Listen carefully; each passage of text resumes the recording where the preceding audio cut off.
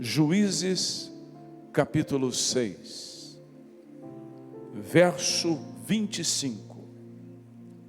Vocês conhecem muito bem a história de Gideão. Quando Gideão recebeu a palavra do Senhor, era um momento de crise. Israel, tudo que Israel plantava, vinha as nações inimigas. Quando era a época da colheita, eles destruíam todo o fruto do trabalho de Israel. E a nação não tinha alimento para se alimentar. Ela ia enfraquecendo dia após dia. A nação tinha tanto medo dessas nações que eram contra ela, contra Israel, que eles fizeram cavernas para esconder. E eles ficavam vendo das cavernas as nações inimigas entrar na plantação e destruir todo o fruto do trabalho. Um dia, Gideão conseguiu, sua família, colher um pouco do que plantar. E ele foi para um lugar malhar o trigo escondido. O anjo do Senhor apareceu a ele. E o anjo do Senhor disse: homem valente, homem valoroso, levanta-te nessa tua força e liberta Israel. Liberta Israel. Liberta o povo de Deus. Gideão começou a indagar o anjo. E ele conhecia bem a história. Ele disse: se o Senhor é conosco, por que isso está acontecendo? E o anjo começou a falar com ele. E ele pediu alguns sinais. E Deus lhe deu os sinais. E Gideão, então, assume a sua posição que Deus tinha dado a ele.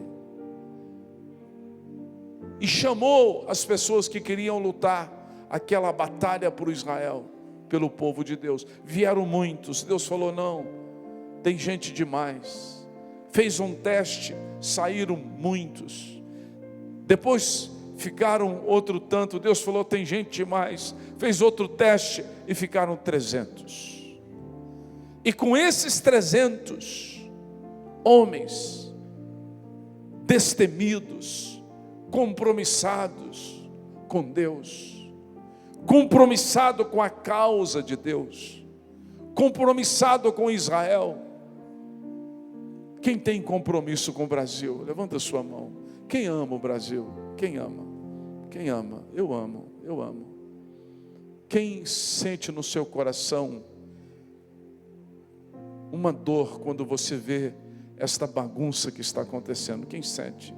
Eu não estou perguntando, aqui eu não estou eu para julgar quem tem direito, quem não tem direito, se está certo ou está errado. Mas quem sente mal com bagunça, com desordem? Na nossa bandeira, projeta a bandeira, por favor. Deus, desde o início, Deus, não sei quem escreveu isto, mas Deus pôs a mão sobre aquela mente e disse: escreve na bandeira ordem e o quê? Progresso. A nação brasileira é uma nação que vai ter ordem e vai ter prosperidade para a honra e glória do Senhor Jesus. Então, quando você vê a ordem sendo confrontada e a prosperidade sendo ameaçada, o coração da gente dói. O coração da gente dói. Porque Deus ama o Brasil, Deus ama você, Deus ama a mim, Deus ama o povo brasileiro. E a hora, eu creio em que Deus está levantando Gideões. Quando o Senhor levantou Gideão para libertar Israel, Deus dá a Gideão o discernimento do momento, da hora de ataque. E Gideão tem esse entendimento através desse texto.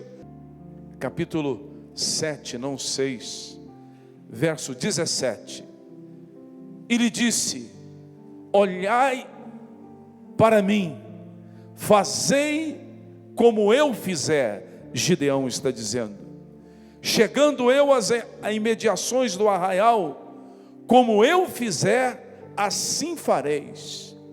Deus usa os ministérios, Deus usa os sacerdotes para ser um sinal para nós, para que eles falem, para que nós possamos ouvir e para que nós possamos fazer como Ele, Deus, está orientando o sacerdote.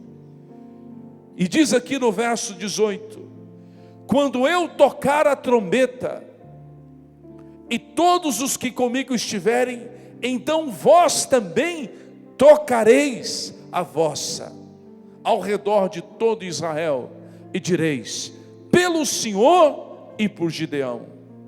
Chegou, pois, Gideão e os 100 homens que com ele iam às imediações de Israel. Era 3 grupos de 100. Tinha mais 2 capitães que lideravam os outros 2 grupos de 100.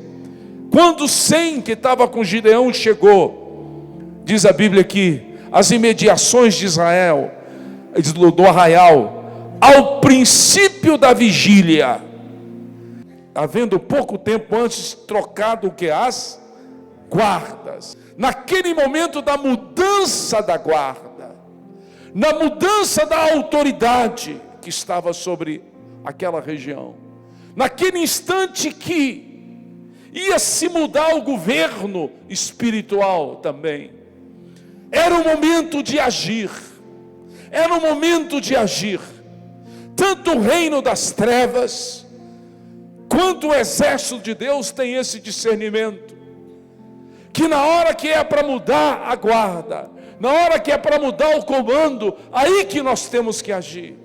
E no Brasil vai mudar o comando este ano, e eu vou profetizar em nome de Jesus: a potestade da impunidade vai ser tirada dessa nação. A potestade da corrupção vai ser tirada dessa nação.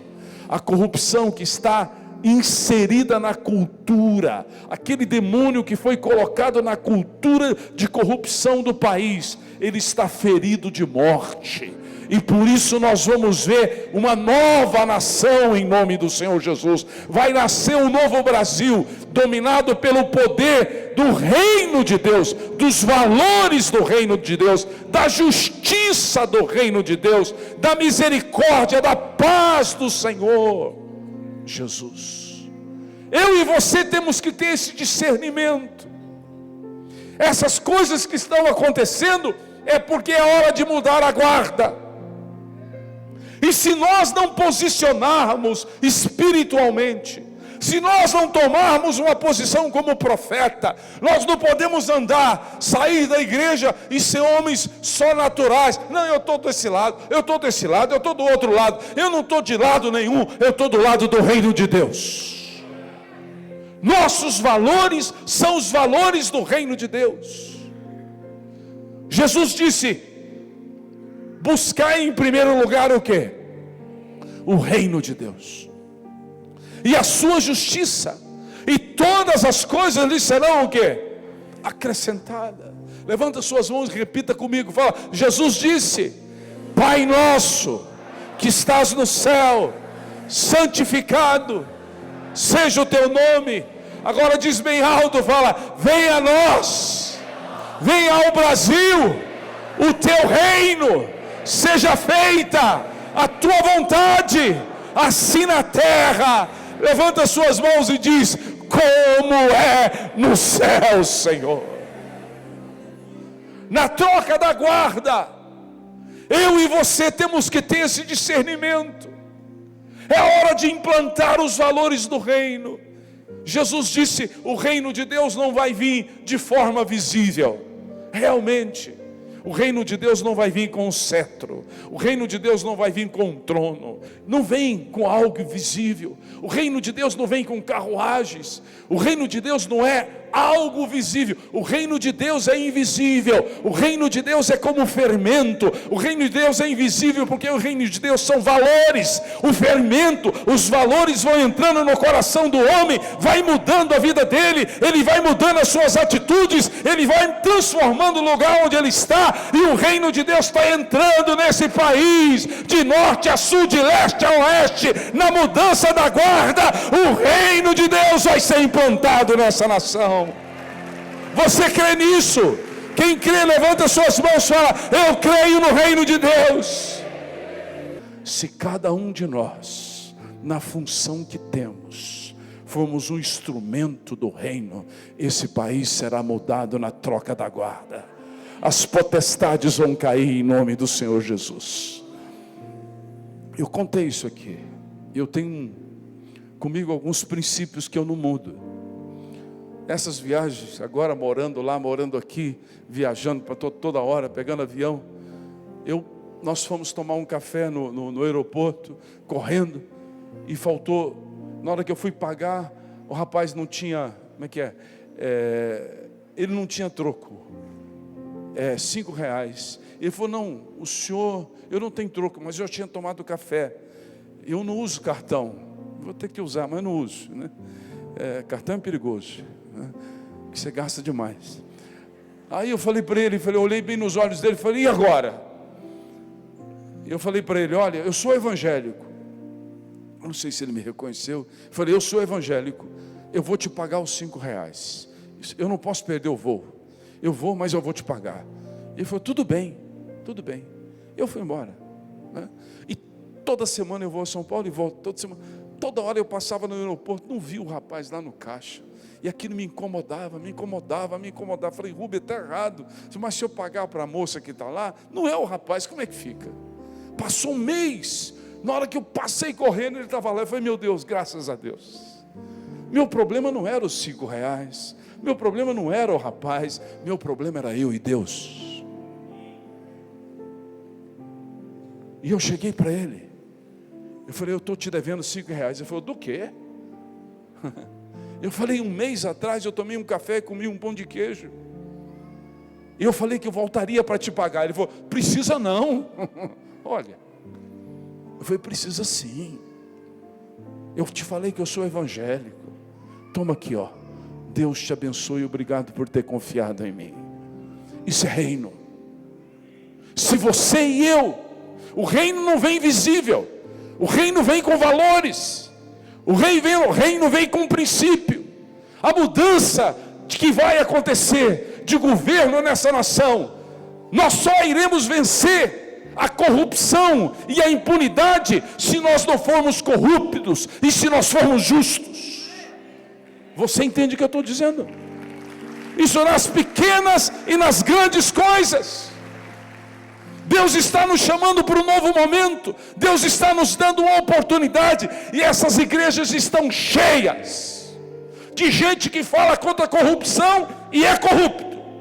Essas igrejas estão cheias de gente que fala contra a imoralidade, mas vive na imoralidade. Essas igrejas estão cheias de gente que fala contra a impunidade, mas eles não querem ser punidos quando eles cometem um delito. O reino de Deus não é assim. O reino de Deus entra aqui dentro, muda aqui dentro. O reino de Deus me leva a defender uma bandeira, e a bandeira é essa. A minha Constituição está aqui. Nós não queremos mudar a cultura do Brasil, nós queremos trazer a cultura do reino de Deus para a nossa nação. Essa é a mudança que precisa ser feita. É hora de mudar o Brasil. Quem crê que é hora de mudar o Brasil? É hora de mudar o Brasil. Você acha que partido político muda o Brasil? Você acha que economia, empresários mudam o Brasil? Vamos trazer políticos novos. Aí as pessoas dizem: pastor, é tudo a mesma coisa. Tudo a mesma coisa nada. Me respeita.